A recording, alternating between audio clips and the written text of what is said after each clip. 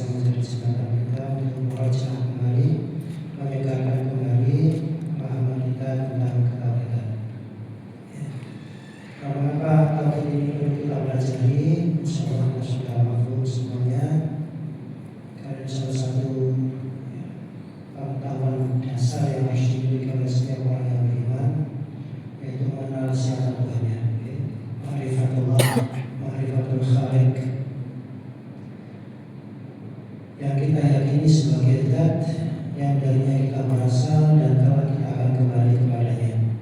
Dan kita berharap mudah-mudahan tatkala kita dipanggil oleh Allah, kita kembali kepada kepada husnul khatimah. Amin. Nah, ketauhidan ini menjadi penting meskipun mungkin dalam banyak kesempatan kajian ketauhidan tidak sepopuler kajian fikih.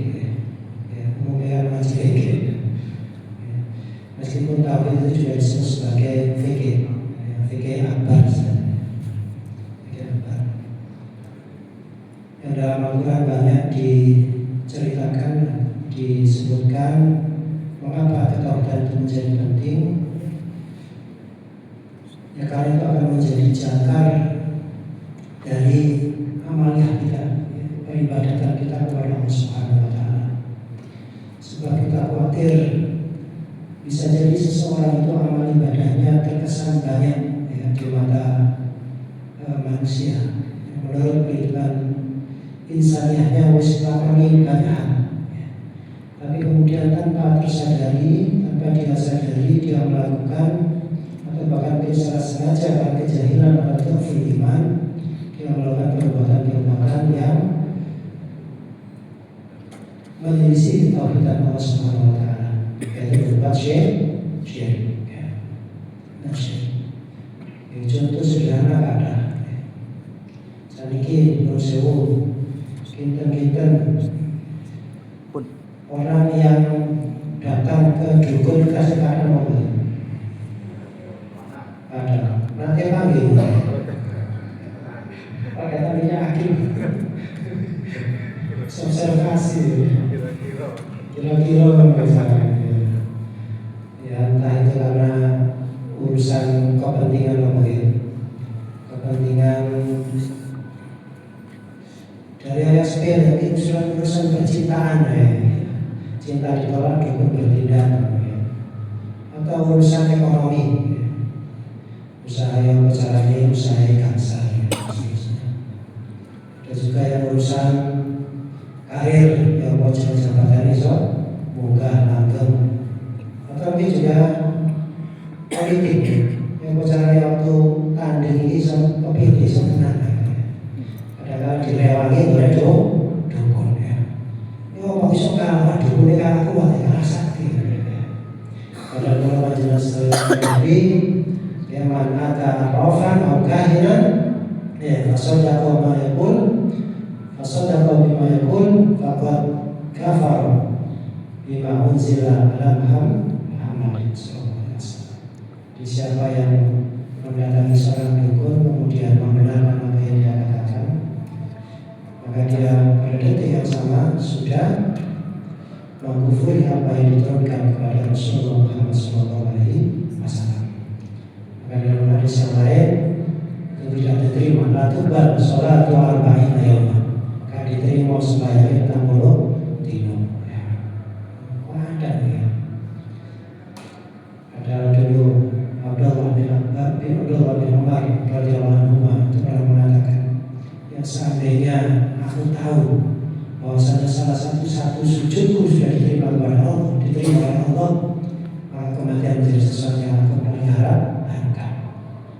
Nah, kalau kamu sih yakin ada diri sedang berusaha mudah-mudahan seumur hidup amal soleh dan akhirnya kemakan pagi kita ditakdirkan Allah dalam keadaan yang husnul khatimah. Nah, dalam ayat surah di Al-Quran itu disebutkan betapa pentingnya kita menjauhi syirikat. Ya. Nah, di antaranya misalnya dalam surah Nisa itu disebutkan wa may yusyrik, anu tawi sapa sapane wong kang syirik billah lawan Allah, faqad mangko bloko iftara wis tumindak wis ngada-ngadana isman dosa kalimat aku. Jadi kesyirikan menyebutkan Allah itu perbuatan dosa yang teramat besar. Ini yang berat. Sama juga di surah Nisa disebutkan bahwa yusyrik billah, ini redaksinya hampir sama ya. Faqad dhalla, maka belaga wis sesat ya sokongan dhalla alam ba'idah. Rupane bahari dhalla ba'idah, kesesatan sing adoh. Nah, karena inilah kemudian Allah sebutkan innallaha la yaghfiru an yushraka bihi, setuhune Allah iku la yaghfiru ora menehi pangapura, ora ngapura yushraka yang kau disyiriki bihi lawan Allah, wa yaghfir lan menehi pangapura maduna barang saliyane dari iku mayasya mari wong kang ngersake sapa Allah Subhanahu wa ta'ala. Jadi salah satu dosa yang Allah tidak akan ampuni kalau sampai kemudian meninggal dalam keadaan syirik, dalam keadaan menyebutkan Allah, itu mengerikan. Kalau dosa-dosa yang lainnya mungkin masih ada harapan Allah ampuni, tapi dari syirik alhamdulillah. Kita tahu nanti puncak pemahaman kita tentang ketauhidan itu pada intinya adalah menyadari, menginsafi Gusti Allah itu ternyata zat yang maha pencemburu, guyur, maha pencemburu, tidak ingin diduakan. Nah, masalah konsep tidak ingin diduakan dengan kalau hidup itu manusia ya. Jadi Allah itu lebih pencemburu, tidak ingin diduakan. Bahkan itu urusan hal yang sepele. Contoh nanti misalnya kita mengkaji sampai pada bab tiarah misalnya. Tiarah itu orang yang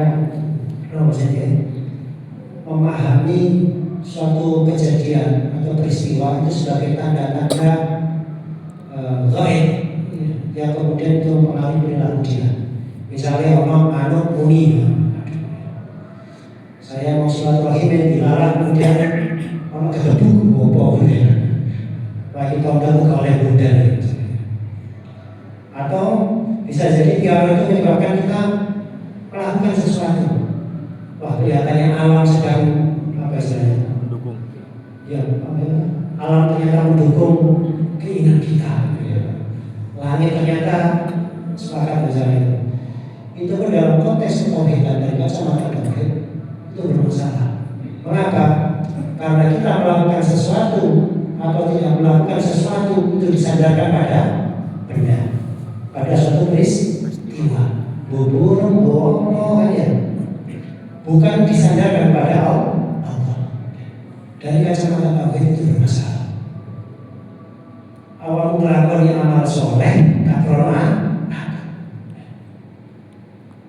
hal yang sederhana, yang tipis-tipis itu, tapi kadang-kadang kita tidak menyadari. Tapi kacamata itu, tauhid itu mencoba untuk menjernihkan, membersihkan dari hal-hal semacamnya. Pada puncaknya nanti adalah Allah itu as-somad, itu prinsipnya. Allah itu, jadi kita menjadi pribadi-pribadi yang somadani, ya, yang semedi, somadani, yang bersandar semuanya kepada Allah Subhanahu wa Ta'ala. Nah, kalinya di antara ketauhidan tidak hanya di dunia, dari kacamata tauhid, kesyirikan itu tidak hanya dosa yang tidak akan diampuni Allah. Dan karena Allah tak kelemahan pangapura walau asyraku, la hadithu anhu maka ya'malu, la hadithu dirusak, nabi hancur, ludes, maka ya'malu. Jadi perbuatan kita nanti kalau ada kecampuran kesyirikan, amalnya apa itu rusak.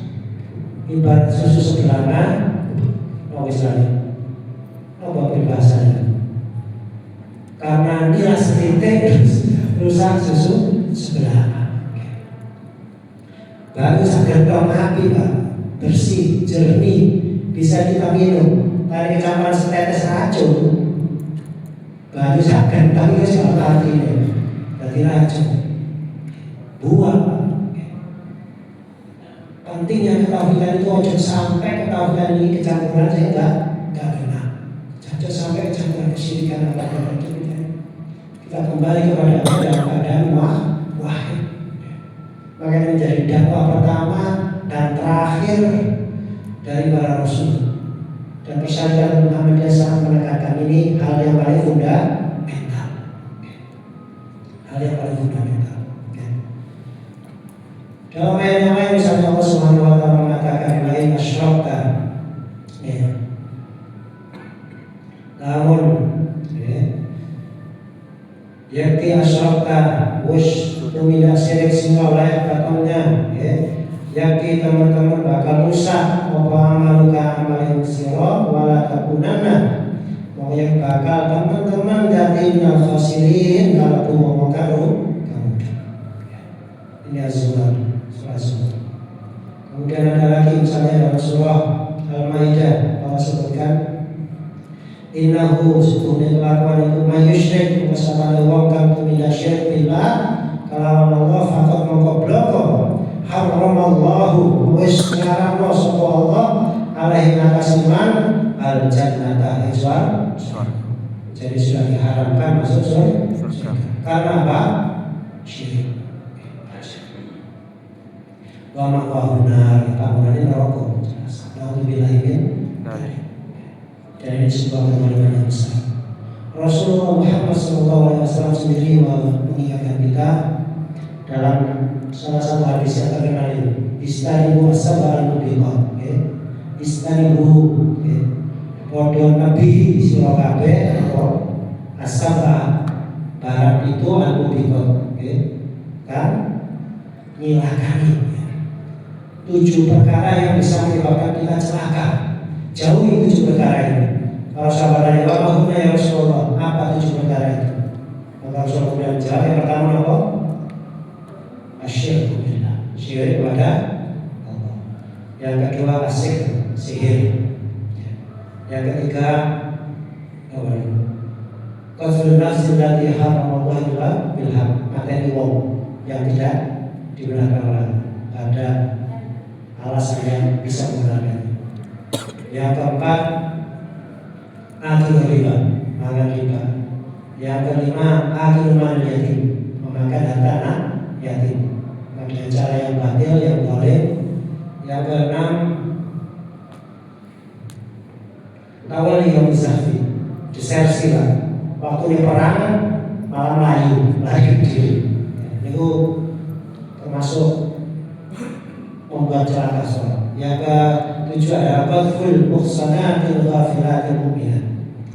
Jadi menuduh seorang perempuan yang muhsanat, jadi hisan, punya benteng yang memelihara dirinya, kesucian dirinya, ghaflah, jadi orang yang kepikiran berbuat zina saja, apalagi kok dituduh buat zina, al-mu'minat, dan dia beriman, maka itu sudah rusak.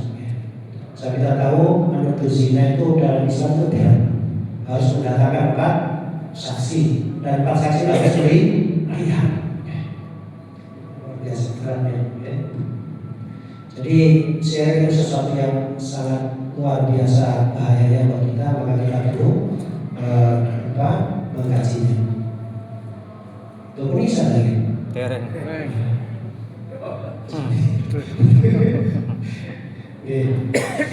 Aja ya Pak ya. Kalau ini sampun ini nomor pinter begini. Pak, berapa?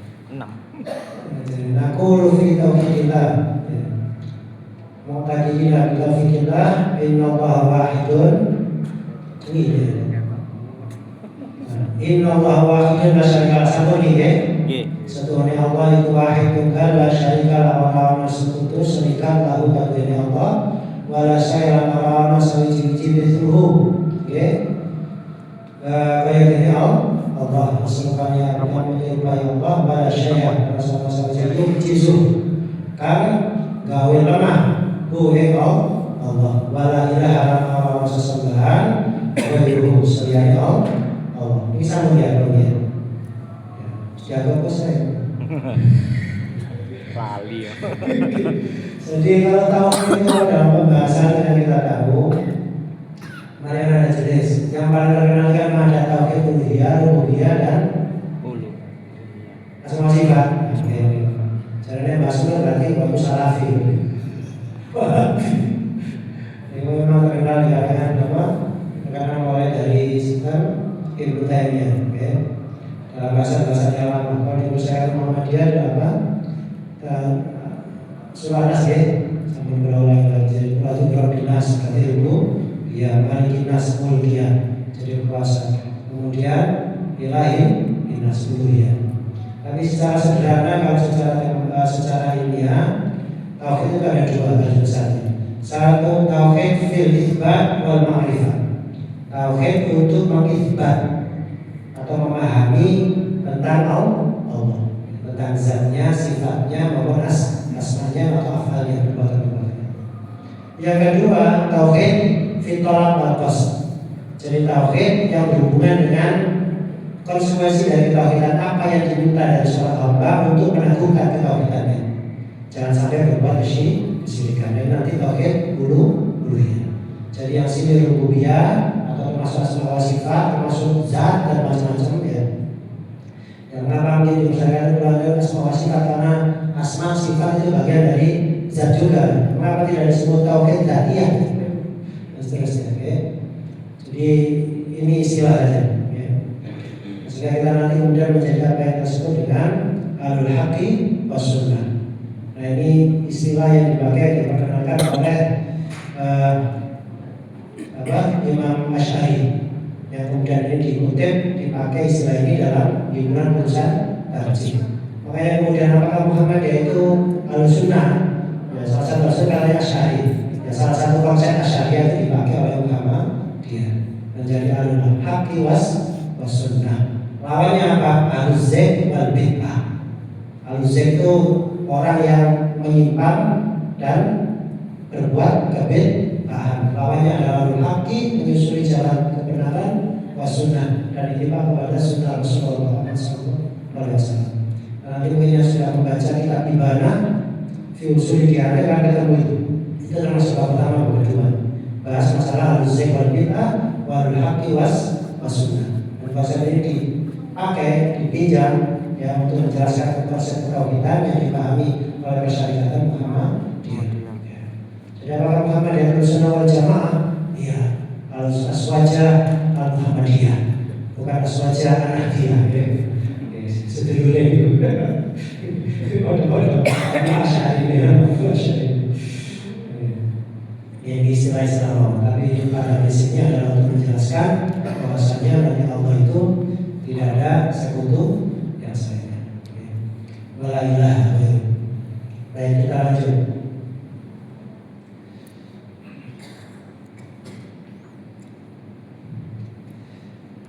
Qadimun bila yang tidak memegang ya.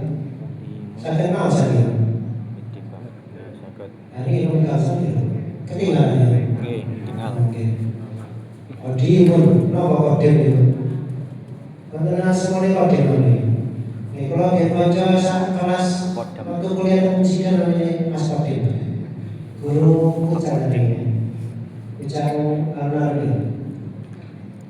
jadi qadimun kita mengetahui zat kang mungkin yang terdahulu, yang paling dahulu. Bila lawan tidak orang duweni tidak tanpa ada permulaan. Daimun langgeng bila intihan tanpa akhir, tanpa pungkasan. Jadi Allah itu qadim seharus daim. Qadimun bila ibtida, daimun bila intihan. Kalau masuk nanti di kajian filsafat itu nanti lainnya yang disilakan oleh Ibu Sina itu wujud, wajibul wujud dan mungkinul wujud. Jadi wujud itu dibagi ada wajibul, yang wajib harus ada, yang satu mungkinul wujud. Bisa boleh ada, boleh tidak ada. Realitas semua yang ada ini pasti ada masalahnya, sebabnya dari mana datangnya. Nah diurut perhatian ada zat pertama yang menciptakan segala sesuatu, menjadi sumber segala sesuatu yang tidak ada permulaan sebelumnya. Mereka lebih itu Allah Ta'ala sekarang nutut pikiran dewa dewi. Tapi secara logis manusia itu bisa menerima. Jadi qabul tasalsul, jadi memotong yang harus berkesudahan. Jadi semuanya nanti akan bermulai. Nah ini yang wajibul wujud. Kalau yang wajibul wujud, yang wujud wajib tidak ada, maka sudah ceritain nggak ada ceritanya. Kalau panjenengan itu mungkin wujud, boleh ada, boleh tidak. Kalau betul wonten dunia isi Allah, tapi yang Gusti Allah, kamu ceritanya kemudian ceritanya buyar. Seluruh makhluk sudah mungkin wujud. Wujudnya itu bergantung ya, somatun ilallah, somitun ilallah, as-somat yang maha dan yang disadari, yaitu Allah Subhanahu wa Ta'ala. Maka kemudian Allah disebutkan qadimun bila tidak, daimun bila intihan. Dan Allah itu nanti yang terakhir itu bahasanya. Maka kemudian kalau dalam surah Al-Baqarah dalam ayat Al-Kursi kita akan tahu yang itu yuhiduna gimana itu? Allah la ilaha illa huwal hayyul la ta'khudhuhu sinatun wa la nawm lahu ma fis samawati wa fil ardi man dalla illa bihi ya'lamu ma baina aydihim wa ma khalfahum wa la yuhiduna bi syai'in. Jadi Allah itu muhit meliputi segala sesuatu. Konsep meliputi itu apa? Allah itu al-awwal yang pertama, al-akhir yang terakhir. Allah itu zahir yang tampak, yang manifest. Allah itu batin yang laten, yang goib. Dan Allah itu alimun bi kulli syai', memahami segala sesuatu. Sami'un basirun, dan karena Allah itu meliputi segala sesuatu, maka Allah itu hakim, maha bijaksana. Maka tidak ada satupun peristiwa yang terjadi di alam semesta ini kecuali kebijaksanaan Allah Subhanahu wa Ta'ala.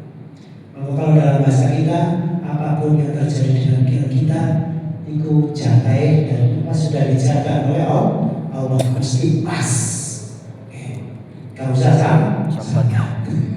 Disyukuri Allah. Sambil datang ikhtiar yang terbaik. Nah puncak ketahuan yaitu cuma tawakal, ridho dengan apa yang menjadi keputusan takdir kodokannya Allah. Jadi cara yang tahu itu adalah jembatan paling cepat nanti supaya kita bisa memahami menjadi hamba yang ridho, hamba yang ikhlas puncaknya. Nah, seorang yang bisa sampai kepada itu kalau sudah benar-benar memahami siapa dirinya dan siapa Tuhannya. Qadimun bila tidak, daimun bila intihan.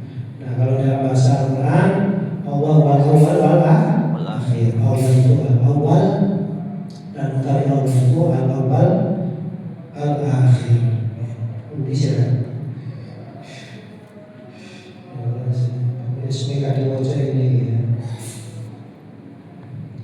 wal awal wal akhir dalam surah Al-Hadid ayat ketiga. Al-Tahiyya al-awal iku al-awal yang maha yang awal dan yang akhir. Kalau dalam Rasulullah juga pernah berdoa, Allahumma Gusti Allah anta panjenengan al-awal yang maha awal. Falaisa mengkorawono qablaka setelah itu panjenengan syai'un sawiji wa anta akhir. Waktu panjenengan iku al-akhir yang maha akhir. Falaisa mengkorawono padaka sesatu itu panjenengan syai'un sawiji akhrajahu Muslim, dan ini hadis diriwayatkan oleh Muslim. Jadi Allah al-awwal tidak ada sebelumnya Allah, dan Allah al-akhir tidak ada sesudahnya Allah. Dan daimun langgeng. Kemudian nomor kamsa kemudian nomor tadi. La yafna wa la yabid. Ora fana itu apa musnah. Wala yabid lan ora sirna sapa Allah. Nah, kalau fana dan apa baidah itu juga istilah yang sebenarnya agak korban, berdekatan dan punya makna yang sama. Tapi dalam konteks ini Imam Tahawi menyebutkannya secara bersamaan sebagai bentuk takkid, penguatan. Teman-teman, Allah itu orang bakal sirna, musnah, tiada. Allah itu kekal, daimun bila intiha. Allah ada dan akan senantiasa ada, dan adanya yaliku bil jalali wa kamali, sesuai dengan keagungan dan kemuliaan Allah Subhanahu wa ta'ala. Kalau dalam surah Ar-Rahman Allah Subhanahu wa ta'ala tahu kullu atau istaiman alaiha wawangkan atasi alaiha atasi bumi ini fan bakal musnah wayako lan kekal sawajhuhu iman Allah subhanahu wa ta'ala rabbuka Gusti Pangeranira Dzul Jalali kamu yang keagungan wal ikram dan kemuliaan. Jadi Allah Subhanahu wa ta'ala dia yang kekal. Nah, selain Allah fan akan musnah sirna. Nah, kalau panjenengan bisa ke alam dunia ini juga bukan selamanya. Rian belum ada, kemudian menjadi ada, nanti menjadi tidak ada lagi di dunia ini. Tapi apa? Kalau dalam kacamata saya kefilsafatan, ketika seseorang itu sudah ada, maka dia akan terus mengada. Cuma proses menjadinya itu berubah.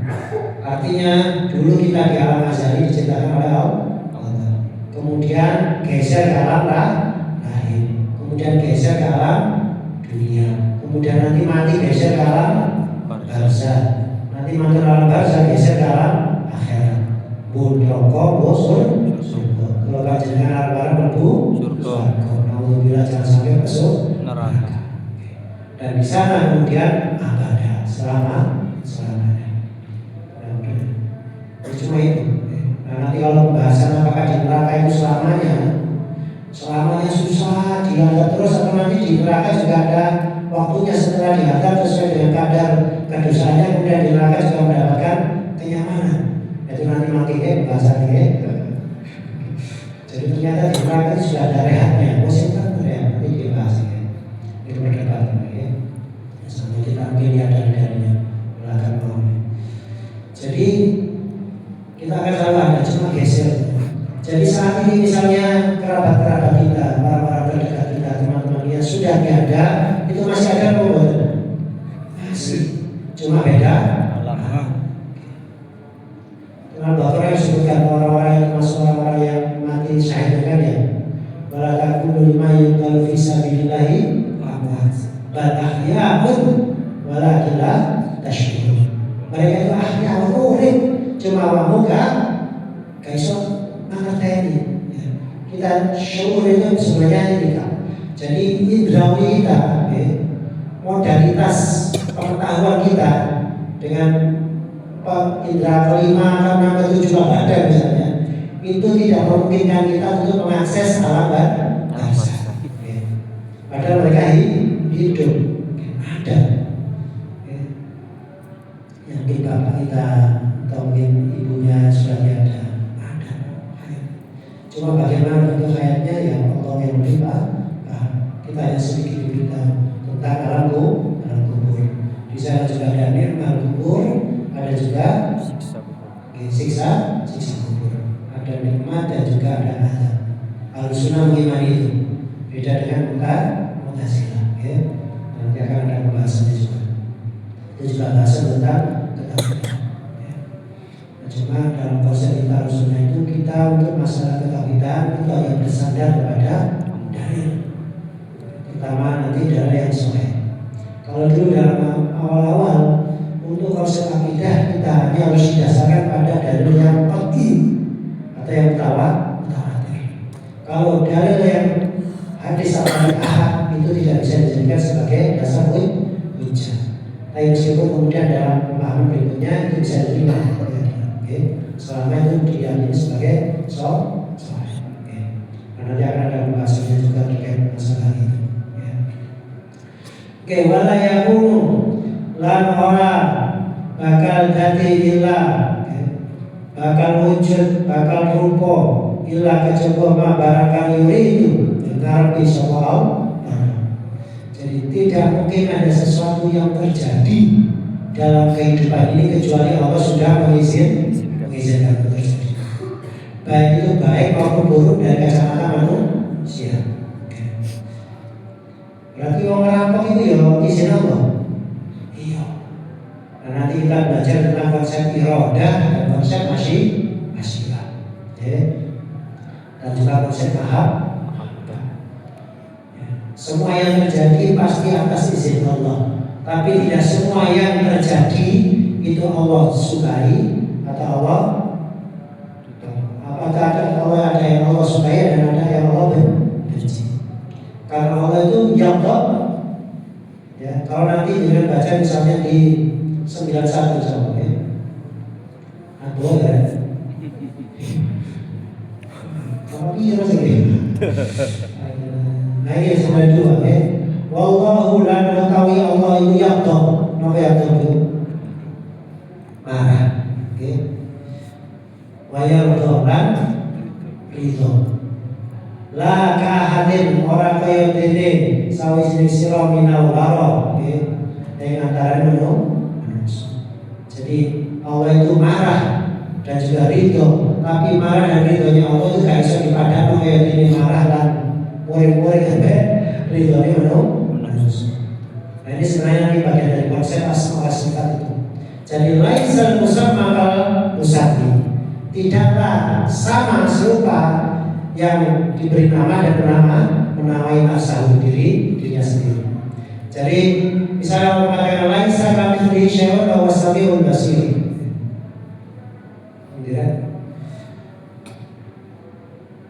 Yang sebelumnya kita sudah bahas la syai'a mithlu. Allah tidak serupa dengan sesuatu. Ya. Kalau ayatnya surah Syura ayat 11 disebutkan laisa kamitslihi syai'un. Allah tidak serupa dengan sesuatu pun. Ini berarti kan kalau ada yang menyerupakan bahwasanya ada yang selain Allah itu sebagai ilah, itu berarti sesuatu yang batil. Tapi kemudian dilanjutkan wa huwas samiul basir.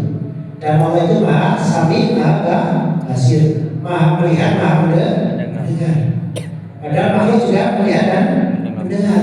Tapi melihat dan mendengarnya makhluk tidak sama dengan melihat dan mendengarnya Khalik.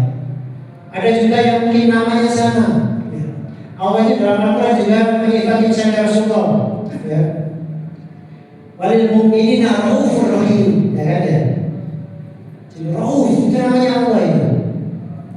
Rahim namanya Allah. Tapi itu dipakai untuk Rasulullah makhluk.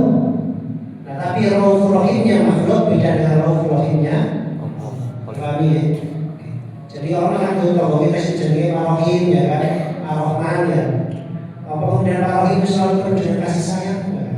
Bisa jadi tidak ada kalanya mungkin ya nggak pas. Ya. Aku tadi namanya parohim ya. Apa namanya? Ya. Betul masuk. Ya, maksud sesuai dengan ya keterbatasannya. Artinya apa? Bisa jadi sama nama, ya, pensifatan tapi hakikatnya beda. Jadi Allah bisa disifati dari uli jalali wa kamali sesuai selaras dengan kesempurnaan dan kemuliaan Allah Subhanahu wa taala. Kata ya. La yakunu illa ma yurid. Tidak ada sesuatu yang terjadi kecuali dengan izin Allah, dengan iradah Allah. Kemudian berarti yang misalnya awak dhewe loro greges ya. Ini sudah dengan iradanya Allah betul. Iradanya Allah. Nah, sampai kemudian bisa kok greges ini berarti sampai dari doa diri Allah. Betul ya? Itu ujung-ujung sampai dari parkir ini masjid kok hilang kan ya. Ya bisa lapor polisi, lapor KRT, lapor polisi Usano, boleh. Tapi tidak usah lari ke Araf ya. Misalnya Araf ini ya. Jadi orang yang tahu seorang tempat barang yang hilang atau kalau orang hilang itu tempatnya di mana? Tapi kadang-kadang cocok ya. Tahu di bawah. Sakti ya. Sakti mantra gunung. Cine sama ya. Cine boleh ya. Itu sama dalam gambar sesuatu sama seperti melempar sesuatu di kerumunan. Kira-kira sesuatu itu akan menimpa berapa orang sih? Bisa menimpa semuanya? Oh, siji loro. Nah, dukun itu karena bener ya siji, sing gak bener 100. Tapi sing diceritakan siji kok kayak sakti tenan ya. Cocok daripada gak cocoknya bolak-balik. Dan kita tahu bahwasanya orang seorang manusia itu kemudian yang meminta bantuan misalnya berwala dengan jin sebagai bentuk perewangan, dan kita sebagai orang Islam meyakini itu. Kita percaya sihir ya, termasuk macam-macamnya ya. Kalau sihir itu nanti akad ya, kalau itu orang memisahkan suami istri. Ya apa cerita wong lanang ketemu bojo itu tadi gak nafsu. Sose buyar ya. Kudu jandamu ketemu dudamu. Alhamdulillah dari Pak. Kalau nanti nomor itu ceritanya ya. Masih bedakan ya. Oke. Sampai matur Bapak kula bertuan itu. Oh, bagi jalan dukun jadi sihir dilawan sihir. Itu dalam bahasa tauhid namanya nusyrah. Sihir dilawan sihir. Itu betul sama. Kalau usulnya itu misalnya sihir dilawan dengan misalnya orang kena santet dilawan dengan apa misalnya ruqyah itu boleh, atau dengan doa boleh. Tapi yang di pot mati diatur dukun digawa dukun yang waras. Itu yang nggak boleh. Ini kacamata tauhid Pak ya. Ya. Jadi bahasa itu kan bisa menjusur gitu. Jadi layak kulilama itu semua yang terjadi. Nanti bahasanya itu puncaknya nanti neosis tahu kita benar. Ya segitu. Makanya nanti kemudian orang yang tahu itu kalau dalam bahasa Al-Quran itu ya walinya Allah itu la khaufun alaihim wa lahum yahzanun. Kalau segini gak mau, begini gak mau khawatir. Karena apa? Apapun yang terjadi itu sudah dengan izin Allah. Tugas kita cuma ikhtiar yang terbaik. Karena kita diberitahu ya malu. Ya. Alam maka nanti ini amin. Berbuatlah, bertindaklah, beraktivitaslah sesuai dengan posisimu masing-masing, dengan profesimu masing-masing. Ini amin. Sebetulnya itu juga berbuat beraktivitas, gak nganggur. Tapi masalah nanti hasilnya seperti apa? Sudah terima. Nanti mesti ngangel Pak. Nek takdir enak Pak. Masa nggak boleh akeh, sehat terus, usaha lancar, keluarga sakinah mawaddah warahmah. Orang sakinah mawaddah warahmah. Nah, pas rumah itu, nah itu sih kebahagiaan itu kadang-kadang. Tapi menurut saya namanya jodoh itu tidak hanya berupa sesuatu yang tidak menyenangkan kita. Justru seringkali manusia itu ya, tidak lolos dari godaan yang menyenangkan. Menurut saya misalnya dengan waktu enak, ambil waktu misalnya pas usaha atau sesuatu, kira-kira domainnya itu misalnya gitu. Sebenarnya kata-kata gue khusus dari kan masalah. Misalnya Gusti Allah kayak hari-hari ini kalau ada masalah kan bagus, kan masalah terus saya. Terus jangan pernah menatap Allah, jangan pernah menatap Allah. Sebenarnya nanti sebelum bagimu pernah mengalami ya, kok semua itu kata dia lancar kan, cekrek kok kan. Ya Allah jangan bagus sekali. Ini dua masih enak aja, dua masih enak. Dengan catatan apa? Karena kita menginsafi, bisa jadi kalau kita diuji dengan ketidaknyamanan mana kita tidak mampu. Kita berbongkar, ini sakit melalui sesuatu yang tidak menyenangkan. Betul sekali bisa. Mudah-mudahan Allah melakukan perjalanan hidup kita dalam menyusuri kehidupan ini diberi kelengkapan dan keteguhan hati. Wa yakunu illa ma yurid. Jadi jelas lagi. Sebentar lagi. La tablughuhul awham. La tablughu. Orang gayuh ing Allah apa al-awham. Imajinasi kita ya, angan-angan yang manusia itu orang bakal gayuh mengerti soal Allah sejati menjadi zatnya macam-macam ya. Walau tudrikulan orang makani orang minum sopoh Allah al-afham. Pemahaman kita itu tidak akan bisa mendeskripsikan Allah dengan sekedar dan sudah laisa kami sendiri, tapi manusia bisa memahami saja karena Allah memberitahu dengan ibarat dan macam-macam. Dan dalam Al-Quran misalnya Allah yang menjelaskan seperti lampu itu ya, maksudnya di sini apa ya? Kasih saja.